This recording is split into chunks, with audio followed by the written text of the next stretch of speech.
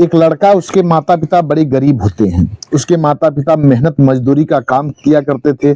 उससे जो आमदनी होती थी उसी से परिवार का खर्च चलता था। एक दिन उस लड़के के पिता की अचानक मौत हो जाती है। अब उस लड़के की माँ किसी तरह से अपने पति के अंत्येष्टि संस्कार कराती है। अब उस लड़के की माँ दूसरों के घरों में चूल्हा चौका किया करती थी। चूल्हा चौका करने के बाद जो आमदनी होती थी, जो पैसा मिलता था, उसी से परिवार का खर्च चलता था। एक दिन वह लड़का अपनी माँ को दूसरों के घरों में काम करते हुए देखता है तो वह रोने लगता है। उसकी आंखों में आंसू आ जाते हैं। वह लड़का सोचता है कि हे भगवान, कब हम बड़े होंगे कि अपनी माँ को कमा करके इसके हाथों पर 2 पैसा देंगे और मेरी माँ अब घर पर रहेगी, काम नहीं करेगी। यही वह लड़का सोचता है। लेकिन धीरे धीरे समय बीतता है। एक दिन वह लड़का बड़ा भी होता है। उसका एक दोस्त दुबई में कमा रहा होता है। उसी अपने दोस्त से वह लड़का बात करके दुबई कमाने के लिए चला जाता है। जब दुबई कमाने के लिए जाता है, जिससे के यहाँ नौकरी करता था, उसी की मालकिन और उस मालिक की जो औरत होती है, बीवी होती है, और उसकी एक बेटी होती है, दोनों माँ बेटी इस लड़के पर फिदा हो जाती हैं। जब फिदा हो जाती हैं तो फिर कहानी में क्या हुआ आगे आप लोगों को विस्तार से बताएंगे। इस कहानी को आप लोग पूरा सुनिएगा, मजा आ जाएगा। नमस्कार, प्रणाम। हम अजीत यादव शेरा भाई, हमारे इस चैनल में आप सबका बहुत बहुत स्वागत है। अगर आप लोग हमारे इस चैनल को अभी तक सब्सक्राइब नहीं किए हो तो प्लीज चैनल को सब्सक्राइब करें, लाइक करें, कमेंट करें। यह कहानी शुरू होती है राजस्थान से। यहीं के रहने वाले एक व्यक्ति जिनका नाम रूपचंद होता है, रूपचंद की पत्नी का नाम भानुमति होता है। इन दोनों दंपत्ति के बीच में एक बेटा होता है जिसका नाम लोग बड़े प्यार से रोशन कुमार रखते हैं। रोशन कुमार बड़ा ही सुंदर लड़का था। रोशन कुमार के माता पिता मेहनत मजदूरी का काम किया करते थे। मेहनत मजदूरी से जो आमदनी होती थी उसी से परिवार का खर्च चलता था। रोशन कुमार की एक छोटी बहन थी जिसका नाम चंदा होता है। अब दोनों भाई बहन अपने ही गांव के बगल में एक स्कूल होता है, वहीं पढ़ने लगते हैं। दोनों पढ़ने में बड़े ही तेज तर्राक होते हैं। धीरे धीरे समय व्यतीत होता है। एक दिन रोशन कुमार के पिताजी अचानक मजदूरी करने के लिए गए हुए थे, वहीं उनको हार्ट अटैक आ जाता है। रोशन कुमार के पिता रूपचंद जी वहीं गिरते हैं, मुंह से झाग चलने लगता है। लोग पानी का छिड़काव करते हैं, हॉस्पिटल ले जाने की तैयारी करते हैं, लेकिन रास्ते में जाते जाते रूपचंद, रोशन के पिताजी रूपचंद जी की मौत हो जाती है। पूरा परिवार सदमे में हो जाता है। लोग लाश को उठा करके घर पर लेकर के आते हैं। उनकी पत्नी विह्वल हो जाती हैं, बच्चे रोने लगते हैं। किसी तरह से गांव घर की मदद को लेकर के रूपचंद की पत्नी भानुमति जी अपने पति की अंत्येष्टि संस्कार कराती हैं। अंत्येष्टि संस्कार होने के बाद अब कोई ऐसा नहीं था जो घर की जिम्मेदारी संभाल सके, केवल भानुमति के सिवा, जो रूपचंद की पत्नी थी उनके सिवा। अब भानुमति जी दूसरों के घरों में चूल्हा चौका करने लगती हैं। चूल्हा चौका करने के बाद जो आमदनी होती थी, पैसा मिलता था, उसी से अपने बच्चों को पढ़ाती लिखाती थी, खिलाती पिलाती थी। एक दिन भानुमति, ठंडी का समय था, भोरे भोरे दूसरों के घरों में चूल्हा चौका करने के लिए जा रही होती हैं। ठंड के कारण कांप रही होती हैं। रोशन कुमार जब अपनी माँ भानुमति को देखता है तो रोने लगता है। उसकी आंखों में आंसू आ जाते हैं। वो सोचता है कि हमारी माँ दूसरों के घरों में चूल्हा चौका कर रही है। हे भगवान, कब हम बड़े होंगे कि अपनी माँ को चूल्हा चौका से निवृत्ति दिला सके, छुटकारा दिला सके। हम भी 2 पैसा कमाएं, अपनी माँ के हाथों पर रखें, मेरी माँ घर पर रहे, दूसरों के घरों में चूल्हा चौका न करे। यही वो लड़का सोचता है, पर विवश था। वह लड़का अभी छोटा था, रोशन कुमार छोटा था। धीरे धीरे समय व्यतीत होता है। ऐसे ही भानुमति दूसरों के घरों में चूल्हा चौका करके अपने बच्चों का पालन पोषण करती हैं। धीरे धीरे वह रोशन कुमार बड़ा होता है। अब जब इंटर की पढ़ाई कर लेता है रोशन कुमार, इंटर की पढ़ाई करने के बाद वह कहता है कि अब मैं आगे नहीं पढ़ूंगा, मेरी माँ मुझे कब तक ऐसे पढ़ाएगी। वह परेशान हो जाती है हमारी फीस कॉपी देने में। अब रोशन कुमार अपने ही गाँव के एक लड़का होता है, उसका दोस्त होता है जिसका नाम विनय कुमार होता है। उस विनय कुमार से बात करता है, कहता है मित्र तुम दुबई रहते हो। उसका दोस्त दुबई रहता था।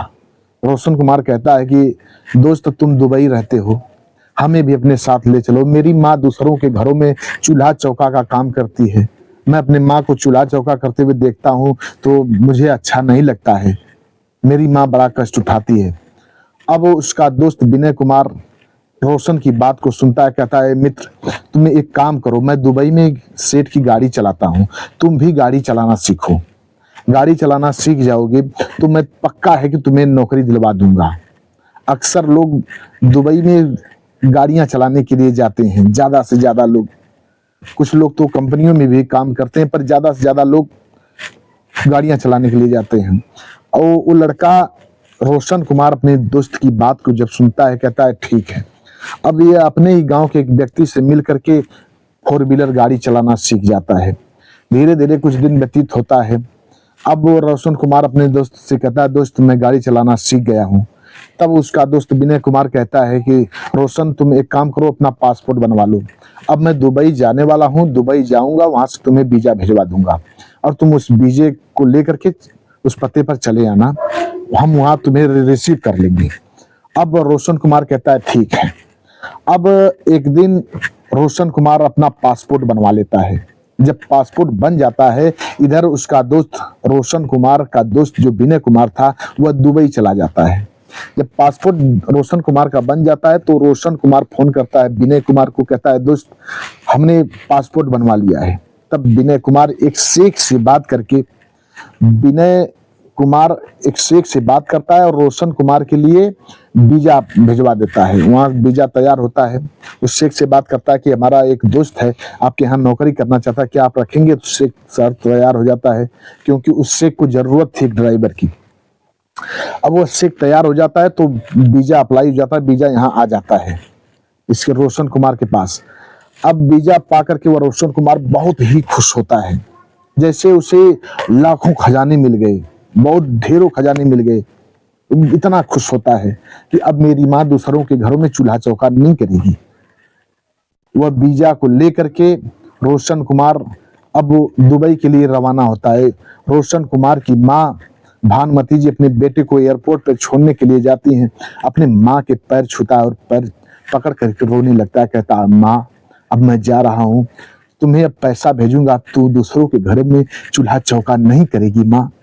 माँ रोने लगती है, अपने बेटे को आशीर्वाद देती है।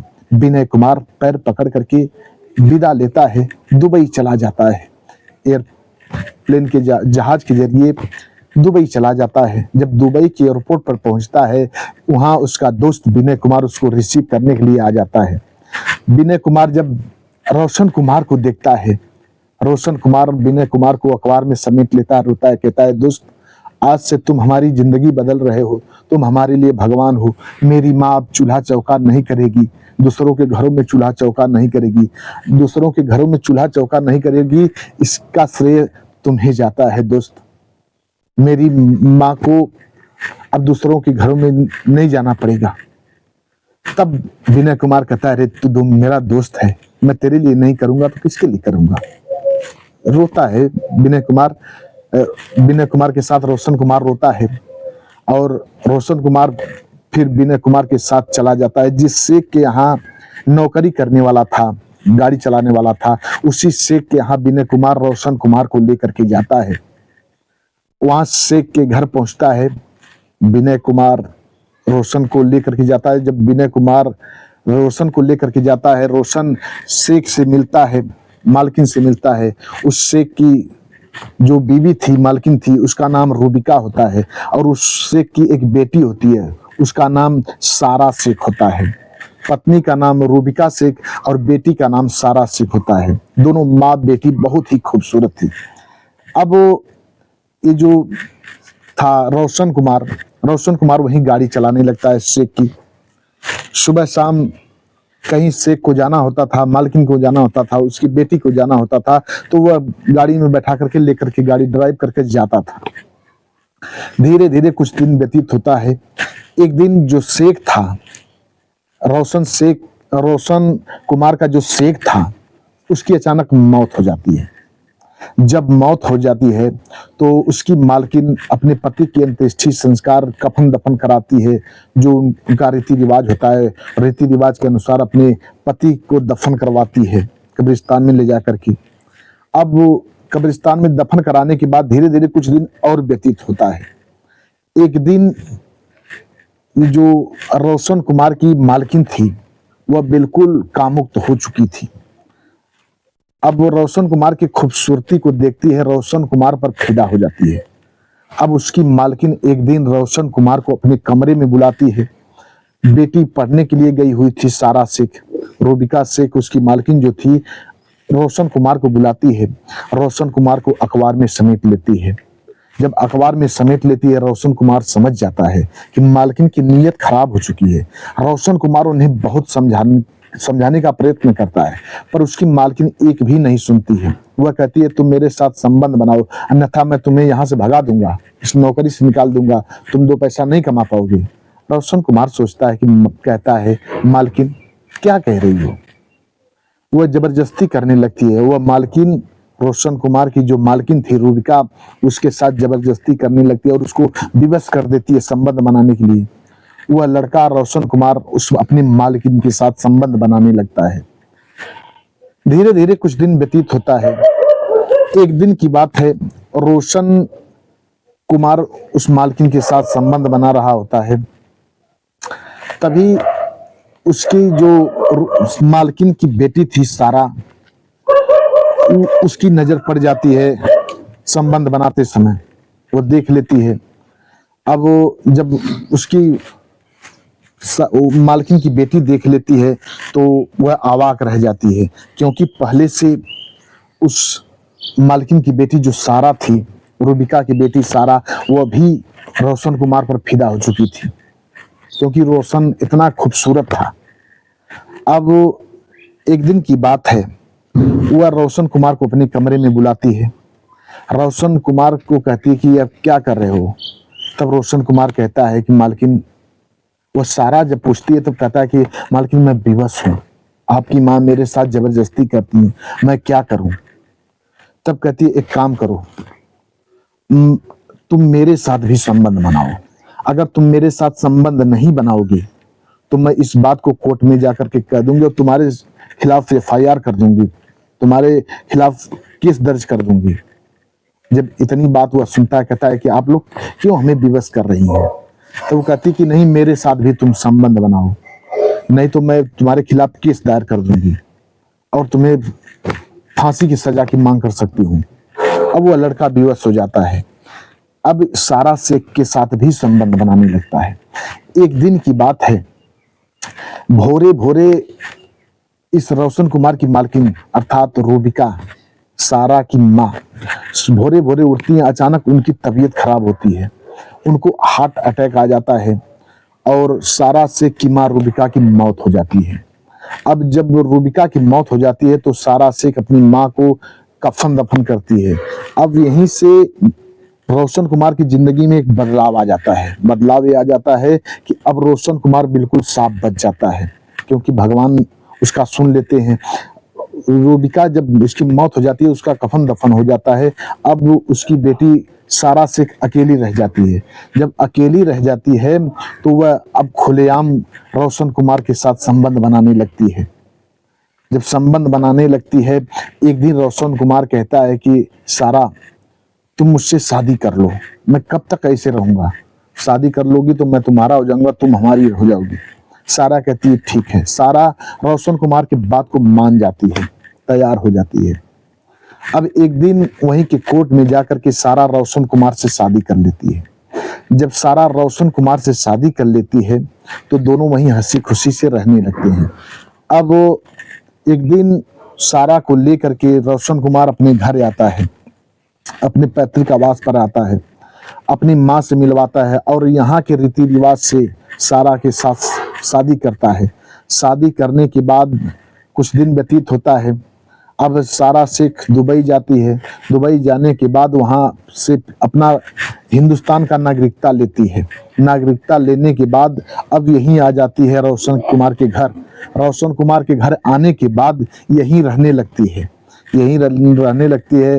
रोशन कुमार कंपनी चलाने लगता है। कंपनी से बहुत अच्छा मुनाफा होता है। अब वह एक बहुत बड़ी बिजनेस मैन के घर अपनी छोटी बहन चंदा की शादी करता है। चंदा की शादी करने के बाद हंसी खुशी से सभी लोग रहने लगते, अपनी माँ के साथ रहने लगता है। और जब पहली सैलरी आई थी तभी अपनी माँ को दूसरों के घर चूल्हा चौका करने के लिए मना कर देता है और अपनी माँ के साथ हंसी खुशी से रहने लगता है। बस आज की कहानी इतने तक। कहानी अच्छी लगी हो तो प्लीज हमारे चैनल को सब्सक्राइब करें, लाइक करें, कमेंट करें। वैसे तो हम उम्मीद करते हैं कि आप लोग इस कहानी को सुनेंगे तो हमारे चैनल को सब्सक्राइब जरूर करेंगे। मिलते हैं अगले एपिसोड में, तब तक के लिए नमस्कार।